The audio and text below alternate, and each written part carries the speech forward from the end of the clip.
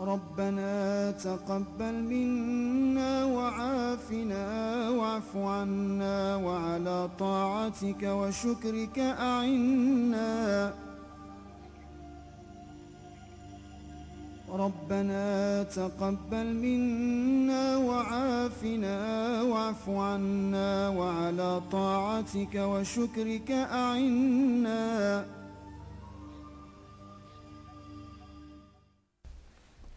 auzu billahi mina sheytaani rajim bismillahi rahmaani rahim mbokki jullit yu ñuy seetaan yàlla dogal nañu dellusiwaat ci béréb bi nga xamee ni moo di 2STV fas yéene jëm ci wàllu waxtaan wi nag dafa jëm rek ci lépp jëm na ci jikko yi jëm na ci yonent bi sallallahu taala alayhi wa sallam jëm na tamit ci xam-xam ndax itam ay téere yoo xam ne bind nañ ko tamit mi ngi fi ñu dalal fi nag kii nga xam ne moo di Cheikh Ahmed Tidiane Tall ngeen ku nekk xam na ne les dimensions de l'islam moom réewoon na Sénégal gi yëpp te moom moo ko bind ci loxoom ak i tamit ki nga xam ne wëlëreem la di Seck monsieur Seck di ñu fas yéene waxtaan ak moom léegi rek ci wàllu l'islam ak wàllu xam-xam mais ci tàmbali bi rek damay daal di jox bala maa ñëw ak Cheikh Waly Seck ak Cheikh Ahmed Tidiane nga daal di nuyoo rek ñu dugg ci waxtaan yi pour gagner du temps.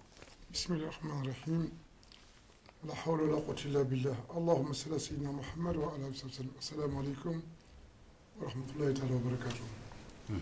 waaw li ma lay njëkk a laaj mooy lan moo la xiir ci yan moo la pousse ci bind Fakihatu Tullab en français al alif en fait il paraît que ci ñu nu dégg ci xam-xam jàngalekat nga am ay lijaasa ci wàllu yeneen i xam-xam yi te baat yi dañoo am philosophie trop te ñu gis ne daal wàllu tasawuf da nga ciy liggéey lu bare bare di defar jikko yi te tamit yonent bi sallallahu alayhi wa sallam lépp looy def day nekk cëslaay bi day nekk base bi voilà.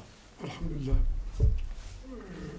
bon d'accord jàngale naa philosophie lettres et tout ça manque à Jean de La Fontaine et primordialement à Saint-Dominique. Je compte même parmi les membres du gouvernement certains côté Decroix. Monsieur Decroix bi il va être content man maa ko jàngal Abdou Fall maa ko jàngal le ministre Bamba Ndiaye était également parmi mes élèves. Bref, je suis fier du fait de la réussite sociale. Tchoub de l'Assemblée du Sénat, etc. Bien que je sois très apolitique pour le moment, à l'époque j'étais existentialiste. On peut parler français. Hein? Wow. Mais li wute weer moo di j'ai toujours été intéressé li may intéressé mooy bind ak xam-xam. J'ai pratiqué le soufisme presque toute ma jeunesse mais wax dëgg yàlla j'ai été mouride pour quelques mois ou un an. Ensuite j'ai été qadir pour un an, 2 ans, 3 ans mais en fait fatu bi ma yàlla may maa ngi koy sant suñu borom bi wa amma bi ni'mati rabbika fa haddis maa ngi ko amee dans la tariqa tijaniya évolue naa ci ay sëriñ yu bëri mais maa ngi profité di gërëm sama sëriñ Cheikh El Hadj Boubacar Diallo bi biir Miftahoul Sadr Abadiya di ziyaare également sama sang Cheikh mooy xalifaam rek di Cheikh Assane Cissé bu nekk à Bansan donc di ziyaare mboolem njiitu diine yi mooy njabootu Seydi Hadji Malick njabootu Baye Niass ridwan alayhim Cheikh Sëñ Abbas ak ñëpp. donc foofu li ma bind daal moo di j'ai éprouvé depuis 1990 le besoin d'apprendre de connaître et de faire connaître les gens parce que nit ñi boo leen informé wu rek l'islam li yàlla jëkk wax yonent ba iqra mooy toi qui es le livre de l'information décante-toi et balligh jottalil xam-xam bi nekk ci yow moo tax loolu moom balligh ma unsila ilayk waaw akaza donc ci cadre boobu laay lutter parce que ñàkk jàng musiba naru lay la li la fi teg fii xam-xam moo la fi teg te maa ngi lay gërëm yow tam wax dëgg yàlla ci sa xam-xam ak niveau bi ngay apporter xam-xam yàlla ci yàlla yokk kontaan naa ci trop mais boo gisee fanatisme foo ko fekk rek ñàkk xam-xam la actuellement dama lay wax ne am na sëriñ ak sëriñ xoolal Seydi Hadji Malick radiyallahu anhu ñi formé ñëpp ay géant la boo yu Seydi Hadji Malick ñëw sëriñ Bamba moom tam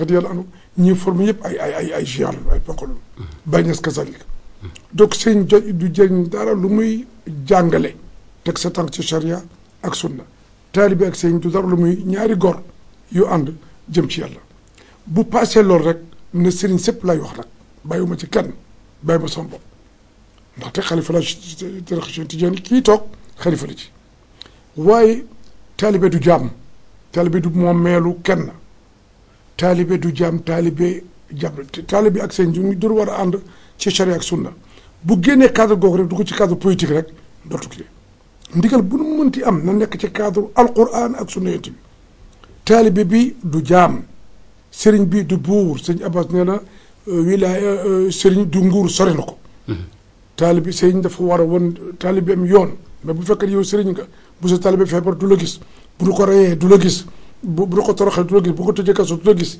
yow alal rek mooy si itti lekk naan comme bàyyi may na ma yàlla jéggal topp politique topp lu lekk sëriñ bu mel noonu imam Ghazali wax na ci Alaaji Mari wax na ci sëriñ Baba wax na ci sëriñ bu mel noonu da nga koy teg de côté wuti yàlla sëriñ nag da nga koy topp mu jàngal la yàlla wala yonent waaye nag njort naa ni loolu il faut que daal sëñ Maodo neexul ba neexul dana ci dikkaat léegi voilà Cheikh Waly dégg nga Cheikh Ahmed Tidiane lu mu wax léegi nii gis nga ci wàllu soufisme li mu ci wax mooy kiy toppee ak ki ñu war a topp moo tax sax bind na ci ay ci yu demee noonu léegi ban commentaire nga si am aouzu billahi sami ali mina sheytaani rajim bismillahi rahmani rahim alhamdulillahi rabbi alamin arrahmani rahim maliki yawmi ddin iyyaka na'budu wa iyyaka nasta'in ihdina siratal mustaqima siratal lazina an'amta alayhim xayril maxdubi alayhim wala daalin allahumma salli ala sayidina muhammadin al-fatihi lima uhlika wal hatimi lima sabaxa nasiril haqq bil haqq wal hadi ila siratikal mustaqim wa ala alihi haqqa qadrihi lazim inna allaha wa malaikatu yusalluna ala nabi ya ayyuha allazina amanu sallu alayhi wa sallimu taslima sallallahu taala alayhi wa ala alihi wa sahbihi wa sallam taslima subhana rabbika rabbil izzati amma yasifun wa salaamun ala mursalin alhamdulillahi rabbil alamin asalaamaaleykum Hadj Maodo maa ngi lay gërëm di la sant ci invitation bi man donc dama fi ñëw ci gàmm gi bu pare donc ñoom ay activité ci suñu mouvement bi ñu di ko tuddee mouvement ànd defaraat jikko yi ci Sénégal ak diaspora bi convergence pour le changement des comportements et l'assainissement des mœurs au Sénégal et dans sa diaspora di mouvement boo xam ne ñu ngi ko taxawal depuis mai 2010 waaw dañ ko taxawal nag ci ndigal boobu ba léegi ñi ngi ciy jàppale Cheikh Ahmad Tall imam Ousmane Djibi ba ci zawiya ba donc ànd ak ñun ak ñoom Hadj Maodo Sy ak ñoom Hadj Tafsir Sakho ñoom ñëpp diñ ciy jàppale ak Serigne Mouhamed Lamine Aïdara ba toogee fële ci Amérique ak xulafaa yi foofu yëpp ñu ciy def ay jéego nag yàlla diñ ci jàppale ba tey donc ñu nekk ci activité bi tax nag ñu sos mouvement bi mooy dañu seet que ni Sénégal jikko yàqu nañu trop ci wàllu yëpp nag di pouvoir di opposition di kër yëpp waaw alors léegi ñi nekk foofu yëpp bitim réew li ñuy gis ci internet bi lu jóge Sénégal lu bon rek la waaw affaire corruption blanchissement d'argent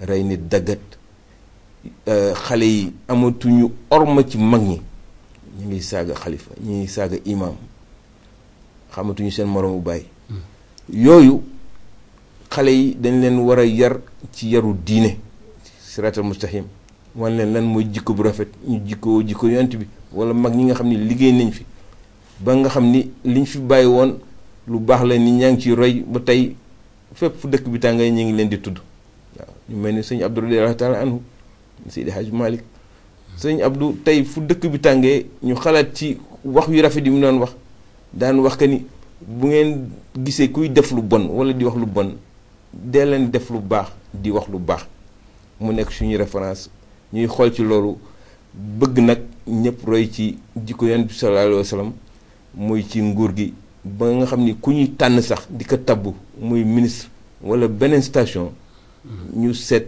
ci jikko yi mu jikkowoo puisque képp koo xam ni da ngay jiite war a nekk modèle de référence da nga war a jikkowoo jikko bu rafet mais doo seet koo xam ni jikkoom dafa bon ba mel ni Wally Seck nga jël ki ni ko yaay jiite département tel wala département tel nit ñi war a roy ci moom bu boobaa du ñu roy ci jikko bu baax te jikko mooy nit bu lépp baaxee bu jikko bi baaxee lépp baax bu jikko bi bonee lépp bon. d'accord Cheikh Waly daan ci dikkaat Cheikh Ahmed Tall foog ma dugg nag ci bind bi parce que man li ma jàpp fii ci livre bi nga bind mooy xam nga al alif c'est la première lettre de l'alphabet arabe.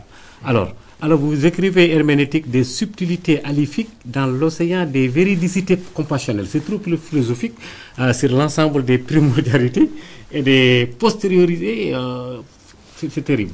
même Parce que le titre est bon, en arabe c'est pas grave, parce que herméneutique des subtilités alifiques dans l'océan des véridicités. oui. Parce qu'Alif a des subtilités. Alif, tu sais, il y a ce qu'on appelle le soufisme. Le soufisme, une Pythagore disait, Ouais. les nombres gouvernent le monde. Ouais. Ba Pythagore, il faut correspondre à un verset qu'on dit Al-Shams wal Qamar bi Husban. Il est vrai que ce livre m'a écrit toujours Oui. par inspiration. Tu sais, Dimension, je l'ai écrit en 90 à l'ESCAF. Oui. Mais danaa wax tey benn wax boo xam ni tous mes livres tout ce que j'écris yàlla d'accord na ci. Yonent bi sallallahu alayhi wa sallam d'accord na ci. Cheikh Tidiane d'accord na ci. ñooñu kaw d'accord nañ ci. téere yoo xam ne ak Imam Jazoli dalay xare bi ngay dégg. téere la boo xam ne du ko bind pare mu dem moom ba ci diwaan bi moo doon xawsu bi.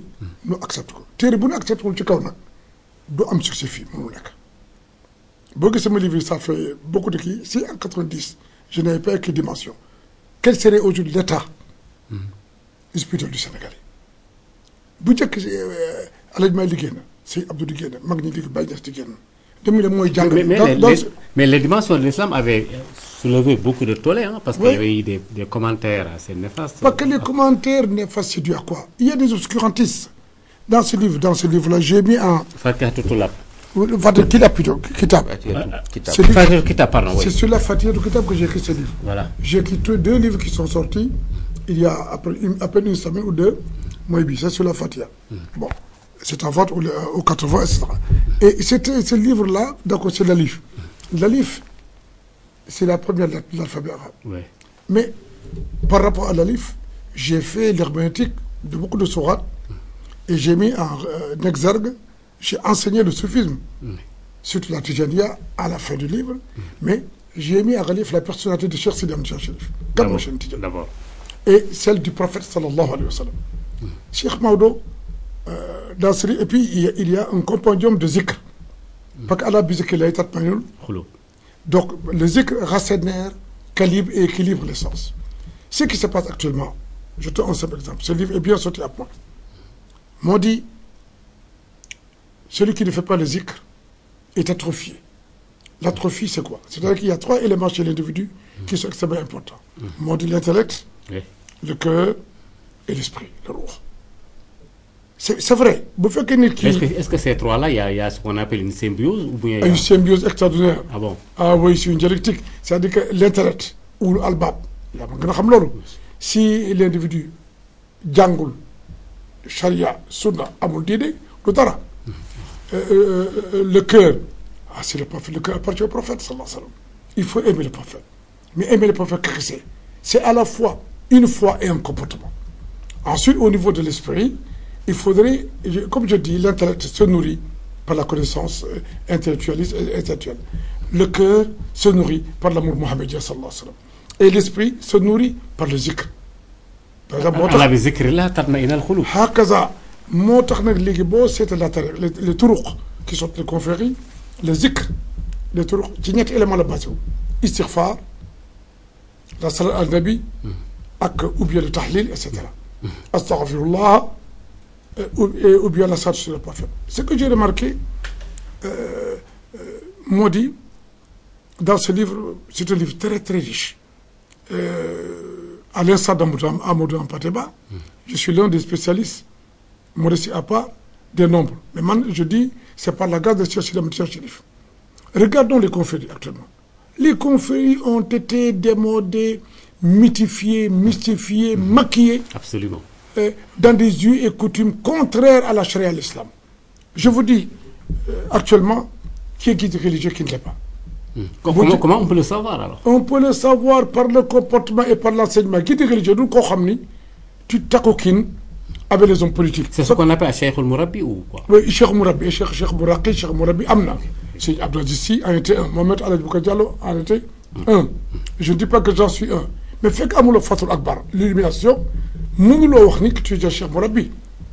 Mais la dernière ijaza, bi ma sama sëñ jox ci la son lii de moom la ma ko joxee moo ija tarbiyatu ruux boo ko amul mënuloo tarbiya nit ki éduquer l'esprit c'est du koy yar la nourriture de l'intellect c'est la lecture celle du cœur, c'est la méditation, celle du ruh, c'est la fusion intimiste avec la vérité.